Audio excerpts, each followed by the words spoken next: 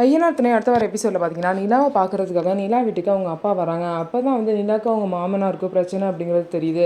அவங்க மாமனார் மூலியமா டிவி வாங்கலை, அதான் பிரச்சனை அப்படிங்கிறது தெரிய வருது. இதுக்கப்புறம் நிலாவை கோவிலில் கூட்டிகிட்டு போய் பேசுகிறேன்னு சொல்லிட்டு கூட்டிகிட்டு போவார். நிலாவை மட்டும் தனியாக கூட்டிகிட்டு போய், உங்கள் வீட்டில் இவ்வளோ பிரச்சனை இருக்குது, ஒரு டிவி வாங்க கூட எல்லாரும் காசு சேர்த்து வச்சு வாங்குறீங்க, இப்படிப்பட்ட வீட்டில் வந்து எதுக்குமா நீ இருக்கணும், அவங்க வீட்டிலலாம் நீ எதுக்கு மாற்றணும் அப்படிலாம் சொல்லிட்டு நிலா கிட்ட வந்து அவங்க அப்பா சொல்லும்போது, எனக்கு இந்த வாழ்க்கை பிடிச்சிருக்குப்பா, நீங்கள் வந்து இதை பற்றி யோசிக்காதீங்க, நான் நல்லபடியாக தான் இருக்கேன் அப்படின்னு சொல்லிட்டு நிலாவும் அவங்க அப்பாவுக்கு சொல்கிறாங்க. இதுக்கப்புறம் பார்த்தீங்க அப்படின்னா, இந்த மாதிரி சோழனை வந்து தனியாக கூட்டிகிட்டு போகிறாங்க. அப்போ சோழன் வந்து காரில் நிலாவோட அப்பா கூட்டிகிட்டு போகும்போது, ஒரு டிவி வாங்க கூட உங்களால் முடியலையா அப்படின்னு சொல்லிட்டு கேட்குறாங்க. நான் சென்னையிலே ஒரு ஃப்ளாட் வாங்கி போகிறேன், அங்கே எல்லா பொருளையும் வாங்கி போகிறேன், நிலாவை கூட்டிகிட்டு வந்து அங்கே இருங்க அப்படின்னு சொல்லிட்டு சொல்கிறாங்க.